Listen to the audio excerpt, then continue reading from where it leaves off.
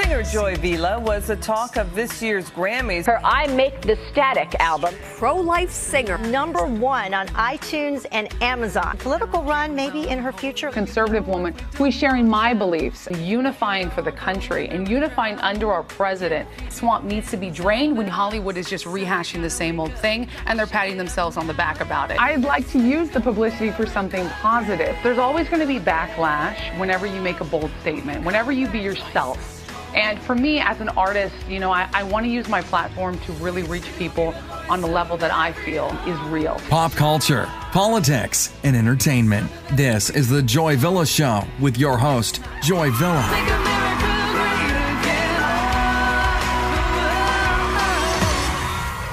This is Joy Villa, and you are listening to the Joy Villa Show, my podcast. And today I have my very first guest ever. And my friend. Honor. Yes. My good friend. And she is a financial whiz. She empowers women. We're going to talk about feminism. We're going to talk about the dreaded F word, finance. We're going to talk about money and not being afraid to talk about money. Absolutely. Gwendoline Snyers. Hi, guys. Well, Joy, it's definitely an honor to be here. Thank you so much for Absolutely. having me as your guest. Yes. I love you. Oh, I love you too. You know, we've been friends for about 7 years now. Something like that, yes. That's right. We met in Los Angeles.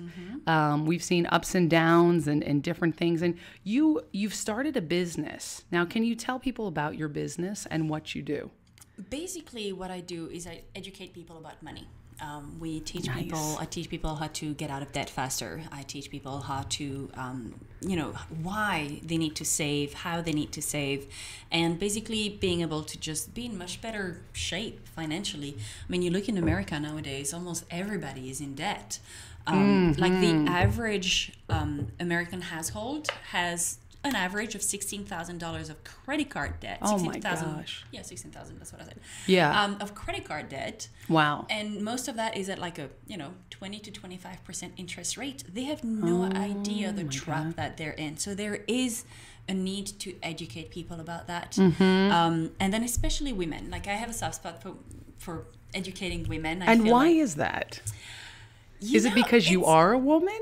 Maybe it is.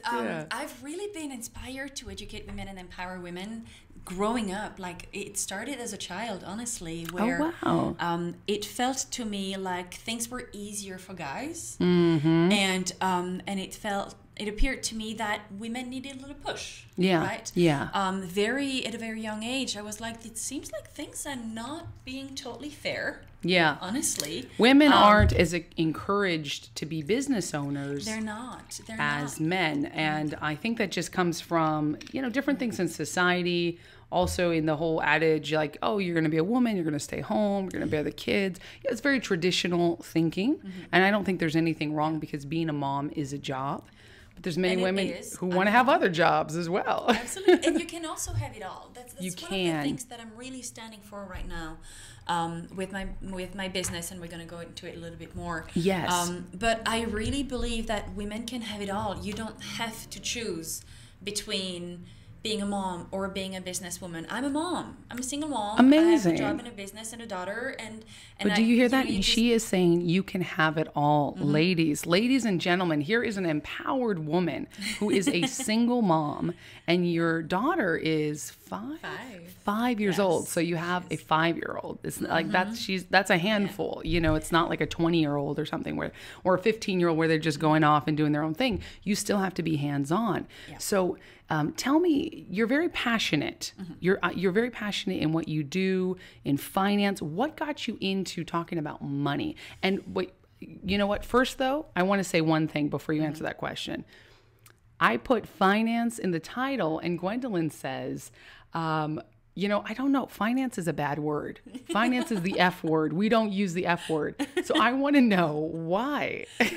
So basically, people, and especially women, are afraid of the concept of finance because there's a lot of ignorance about it. There's a lot of fear. And it's not, they're afraid of it. It seems complicated. It seems like it's not attainable for people. It seems like finance is this complicated thing that people go to college to study for like 3-4 years, and you have to have this big diploma so you can right. have the financial knowledge. Finance. But the thing is, finance is money, right? Finance is money, and we all use the green. We all need that dollar bill. We do, and everybody loves to talk about money, and everybody loves to have money. It's just the term finance kind of usually.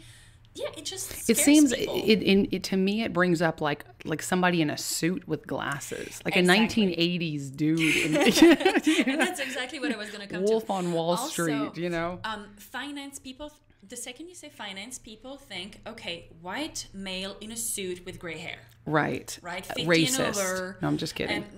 I'm just not kidding. Not necessarily, but definitely old white male. Right. You think of an old fuddy-duddy. Yeah, white dude. But the thing is, what people don't realize is that the financial industry is completely changing right now. Wow. Because all of these guys, they're about to retire. They're all 50 or 55 and above. Mm-hmm. And there's a huge movement right now. There's a change because you have the millennials that are finally taking over that industry, and especially women. Like the company that I work with we have the most female CEOs in any other companies. That's incredible.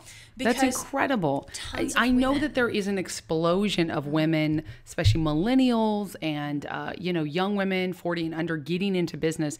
And I want to say too, because we also put another clickbait thing at feminism, right? We put feminism in the title, and we're going to go back to what you do and how you empower women. Very, very important. But I don't call myself a feminist. 2 years ago, still had feminist on my Twitter profile, and I got schooled real quick. I had to educate myself because I really thought that feminism was just being pro-woman. Yeah. I call myself, I'm pro-woman, which is just empowering others, speaking highly of others to, other women, empowering them to go forward. But feminism is so ugly these days. It's all about man-hating and victimization. The word has accumulated all that negativity, and it was not the case at first. Right. The first feminists were the women who fought for a right to vote, right, for a right to have a job, who've been when we really did not have these rights, there was something to fight for. Mm-hmm. Now we're very equal, and it's the best time. It is, but you said something earlier that I like because it really explained that idea. The word feminism has been hijacked. Big time. It's been hijacked. Because now people are like, oh, you're a feminist, you're definitely a man-hater. Because 90% of the feminists who are speaking on behalf of all the women, we see the Women's March, some Women's March, I like to call it. It doesn't represent me, it doesn't represent most of my friends. But we see that there's supposed to be this ideal, and it is like a plantation. You must be our slave. You must think the way we think. If you call yourself a feminist, you must hate men. You must hate straight men the most. It's ridiculous. I was just recently, I posted something on my Facebook about, trying to empower women, and I ran these seminars and these women's empowerment events and stuff like that. And so I was promoting my event, and I'm like, okay, girls, we can do this. And somebody commented that I'm doing all these women empowerment thing. I must be gay. What? And I was like, are those the only? Is that the only context we can see women supporting other women? Is if they're lesbians? Like, my purpose really truly is for women to realize the potential that they have, and for them to get there, to work towards achieving that potential. Absolutely. I want to make sure women know how powerful and how capable they are. And you nailed it there, because you say women are powerful and capable. And what I see a lot is there's this victim mentality. And I like to tell women, you are a victor, not a victim. Whatever happened to you, it happened to you. Acknowledge it. Use it to empower yourself to move forward. And that's for men as well. But you can't keep being locked in this mindset saying, oh, I'm a woman, so they're going to pay me less. They're going to hate me. They're going to sexually harass me because I don't have opportunities. And you're whining and whining. But what are you truly doing? You have got to take control. You have to. Men out there, it's not just that society gives men the power. It's that men take it. Take it. I love this. And they call that toxic masculinity. They call it toxic. It's not toxic. It's empowering. I love to see manly men taking control, taking taking charge, being bosses. Absolutely. And women can do the same thing. And in fact, that's what a healthy partnership or marriage or any sort of relationship between a man and a woman should be. It should be two people hold the power. Now, maybe if you're married, one person's going to stay at home and take care of the kids. That's up to you to decide. You know, some relationships are built on that, but many relationships are like we both have our careers, but we both take care of each other. Like I love taking care of my husband. I like to cook for him. He doesn't expect it because we eat out a lot. But if we do eat out, I order the Grubhub for him. I will do that for him. I will lovingly click on the Grubhub and order it.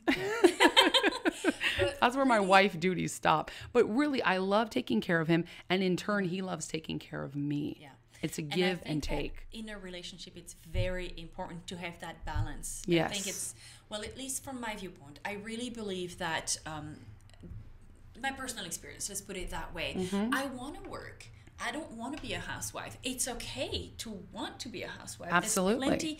There's plenty of flavors out there, and there are women who are so satisfied being moms and just taking care of the house, and I think that should be commended and should be, really acknowledged because it's wonderful and it's necessary and it's needed. And if you have the right man who does not take it for granted and just appreciate that, it's awesome, right? Absolutely. But there are so many women out there who don't want that.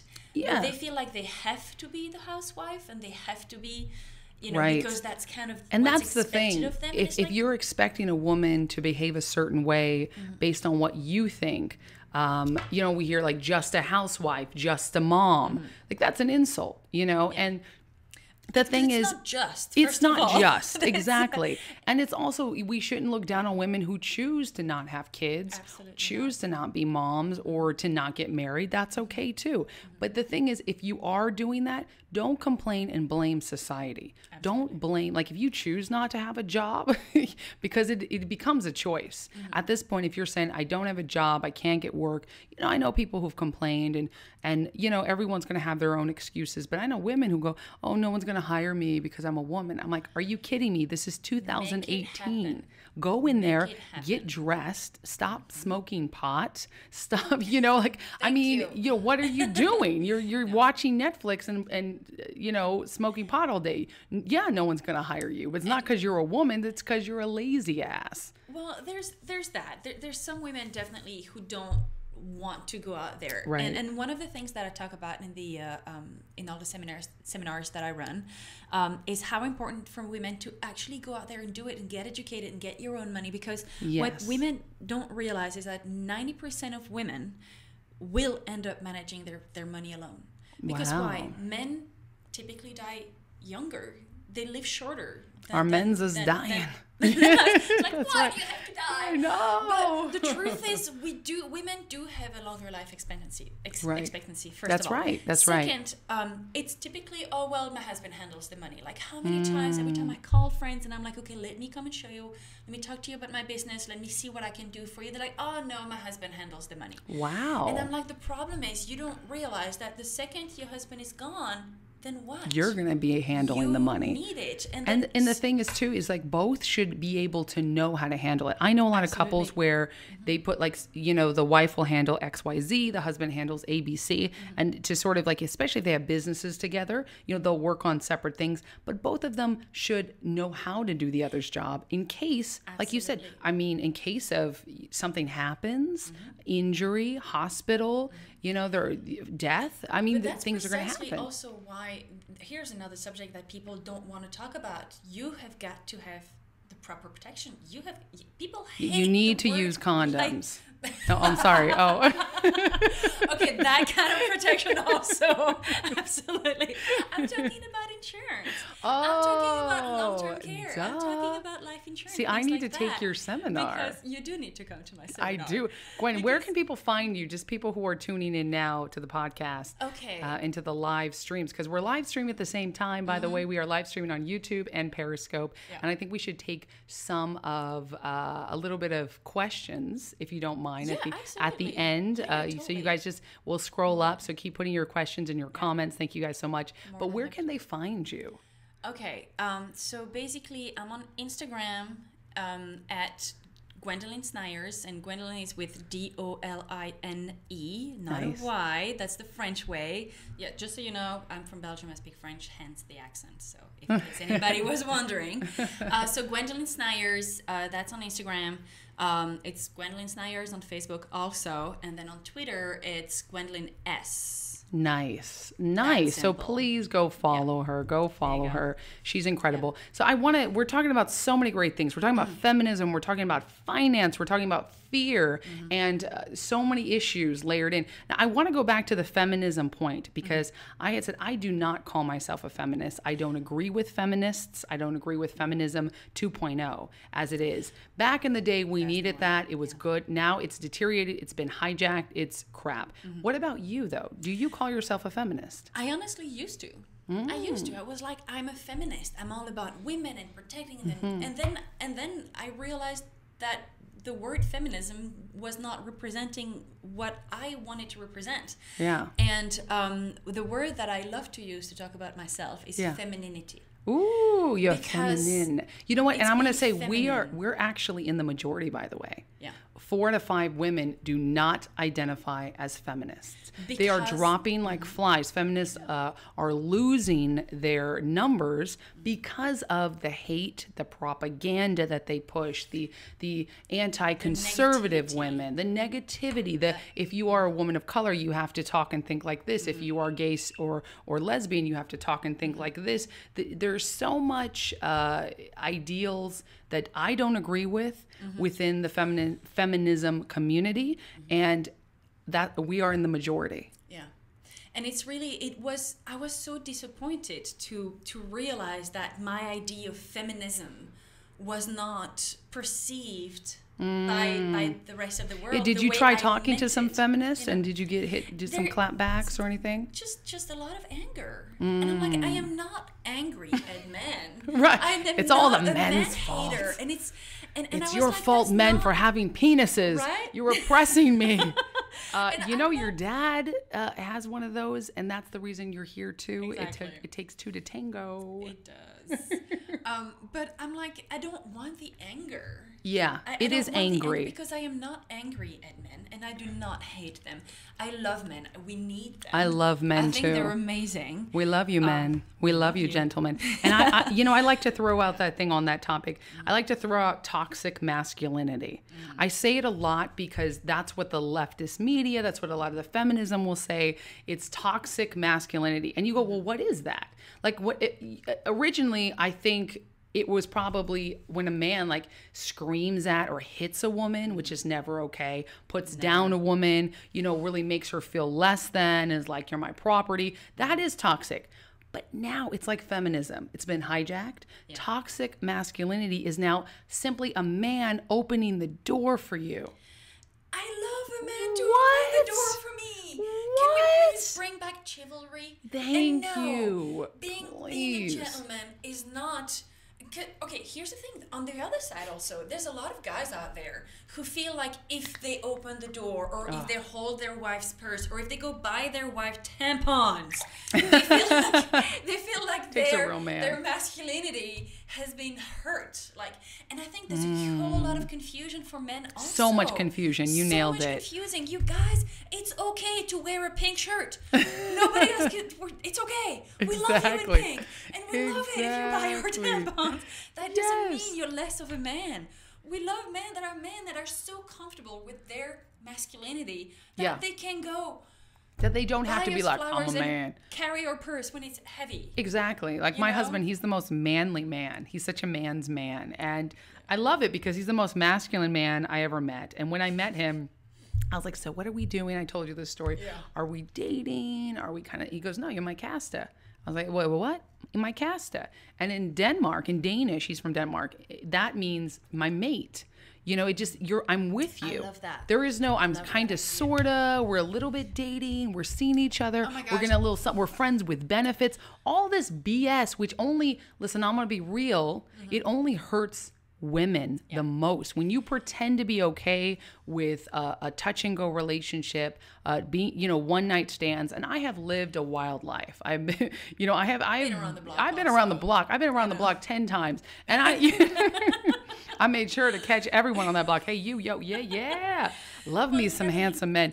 But you live and learn. And I knew by the time I was, 25, that's no kind of way to live. And it was fun, but there was usually alcohol involved, and you wake up feeling empty.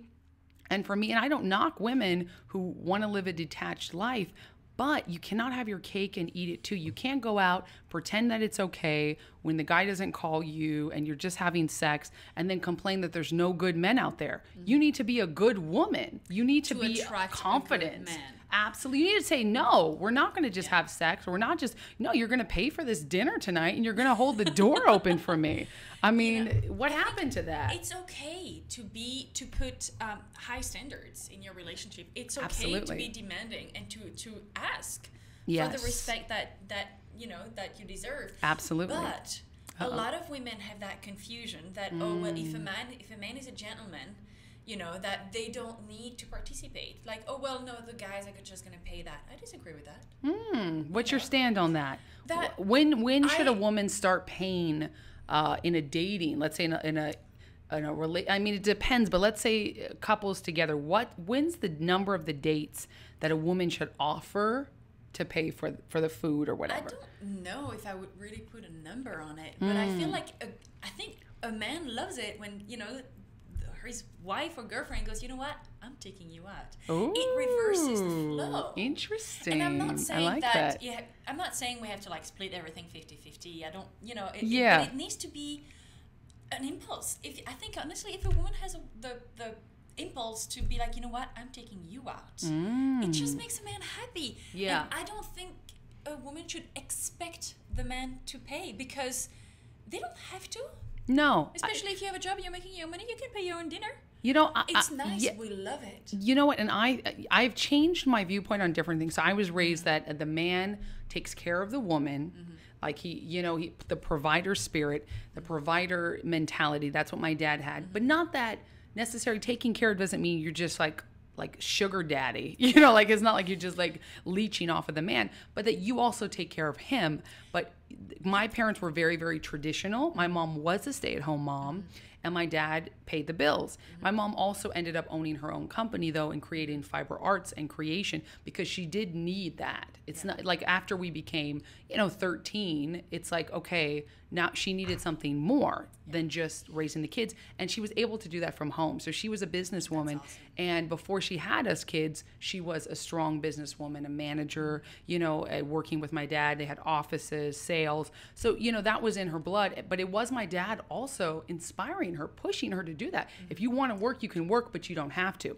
But this is my viewpoint is I think that everyone needs to be going after their passion and their life dream before they even find their mate.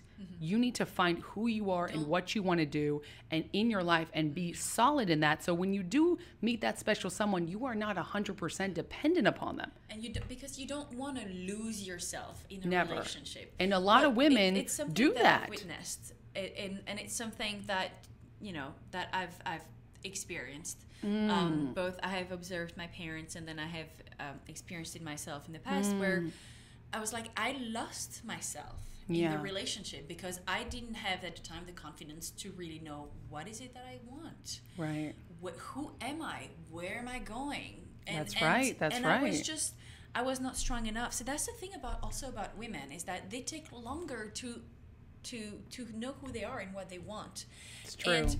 And it's one of the reasons why we need to get them to wake up a little sooner and be like, it is okay for you to embrace yourself. Absolutely. Embrace your dreams, embrace your Absolutely. passion. In fact, I think it's a crime if you don't. If you're a woman, unless you say, this is my life's goal, is to find a husband, get married, have babies, and be a stay-at-home mom, which is totally legit and beautiful.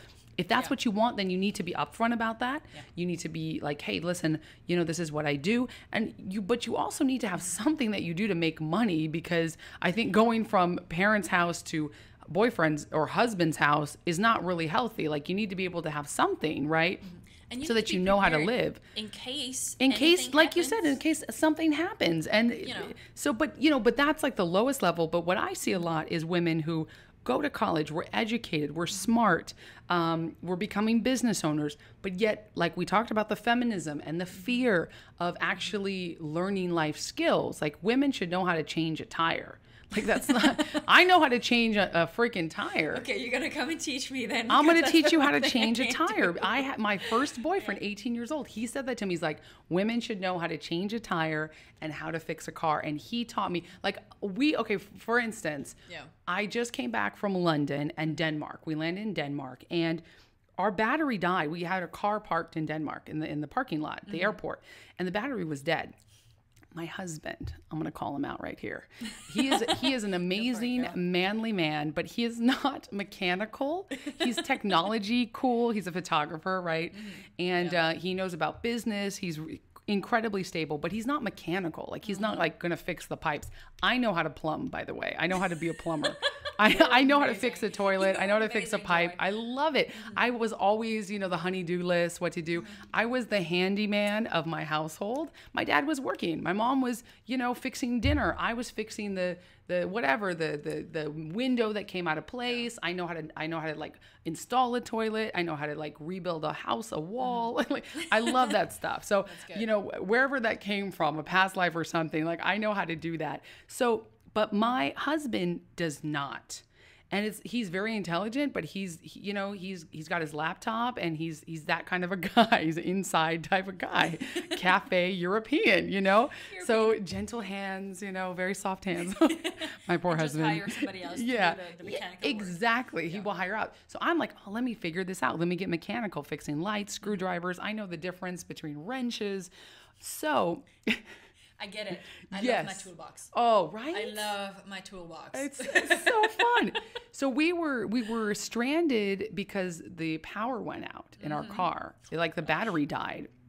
And so he's tinkering around and I said, you know what? Why don't we go see if we can get a jump start? Let's go ask people. He goes, no, I don't think so. In Denmark, we don't. And I'm like, okay. And then I said, well, what about the airport? Do they have jumper cables? And he's like, oh. And I mean, we wasted like 30 minutes. I should have just gone in there. Finally, we go into like the cafe nearby. And she says, oh, why don't you go into the airport? So he finally goes in the airport. Sure enough, they actually had jumper cables that had its own little electronic box. So we were able to start the car. But I mean, I was like, I already knew what to do. And then another time it was the oil, testing the oil. And he knew how to check the oil. I think it was just, he didn't know how to put the cables on. I was like, oh, it's easy. Yeah. And he looked at me like, it is, I was like, yeah, I'll show you. I was like, you guys, you need us too. Yeah. But, everyone, and I doubt many millennials know how to do those things though. Probably not. Everyone needs that practical knowledge. I think men should know how to cook. Women should know how to fix a car. That's not gender neutral. Those are gender neutral things. Finance, money is a skill. Would you say that's right? It absolutely is. Absolutely is. And there's so much. The thing is, the knowledge is available out there. What books should people read? The Richest Man in Babylon. Amazing. I read it. No, I'm just kidding. Book. I haven't read that. The Richest Man in Babylon. Rich Dad, Poor Dad. Rich Dad, Poor Dad. That's a classic. I just finished that one. It's an amazing book. I have it in German. I accidentally ordered it on iTunes, on iBooks in German. So I got to buy the right. It was really expensive too. You can go to a library and get all these books for pretty much nothing. It's Preach, just girl. a Preach, girl. of wanting it. How bad do you want it? Exactly. It's wanting it, it's intention, and it's action. If you're not satisfied with your life right now, you can do something about it. And being a victim and blaming, oh, well, it's because blah, blah, blah, and my teacher told me that. And that's right. It's like, stop being a victim. You can change your life. You can go ahead and get that knowledge and get educated. It's out there. It's out there. Don't use the excuses. That's right. You got to change this little wheel that people are in, like little hamsters, and they're just having their little life, and then and they will blame their gender, they will blame their culture, they will blame their race, they will blame someone else's race. It's like, stop complaining and get to it. We've been through some crap. But at some point, you need to wake up and do something to change the situation yourself. Absolutely. You cannot wait for the cavalry. And the thing is, you know, your life, you get as much out of life as you put into it. So I have shared publicly before, and I'm writing a book about it. I've been homeless. I have been, molested as a child. I've been sexually, physically abused. I've been in an abusive relationship. I gave a child up for adoption when I was in a crisis pregnancy. I mean, I have been through it. But the key with that is I've been through it. I'm not still going through it. I don't wake up and go, yeah, I'm still a victim. No. Are you kidding me? I'm a victor. I'm a winner. That makes me stronger, and it makes me better, and it makes me a champion. And it's my story to share. But the fact is, I'll share that story to show you that I am not victimized or stuck in those situations. Thank you. Like you said, being cause over it. Yeah. You get out of it. And it does take work. It does take self-work. It takes, church or therapy or some sort of art or expression or getting it out of you so that it's not constantly in your face, confronting it, handling your pain, your emotions, acknowledging that, and then moving along in life. Yeah. But if you stay stuck in it and you blame your parents, your color, your situation, President Trump, there's always men, somebody that you can white blame. people, white people. I it's so ignorant to blame. It's just so ignorant. Europeans, The thing is, I blame the Europeans. The Belgians, the Belgians Belgians. especially. They're the we did bring waffles and chocolate and beer. That's why I blame you. I mean, that's why I got 3 pounds to lose, and I blame you for that. Our first interview on the Joy Villa podcast. Thank you so much, Gwendoline Snyers. Thank you, Joy. Singer Joy Villa was the talk of this year's Grammys. Her I Make the Static album. Pro-life singer, #1 on iTunes and Amazon. Political run maybe in her future. Conservative woman who is sharing my beliefs, unifying for the country and unifying under our president. Swamp needs to be drained when Hollywood is just rehashing the same old thing and they're patting themselves on the back about it. I'd like to use the publicity for something positive. There's always going to be backlash whenever you make a bold statement, whenever you be yourself. And for me as an artist, I want to use my platform to really reach people on the level that I feel is real. Pop culture, politics, and entertainment. This is the Joy Villa Show with your host, Joy Villa.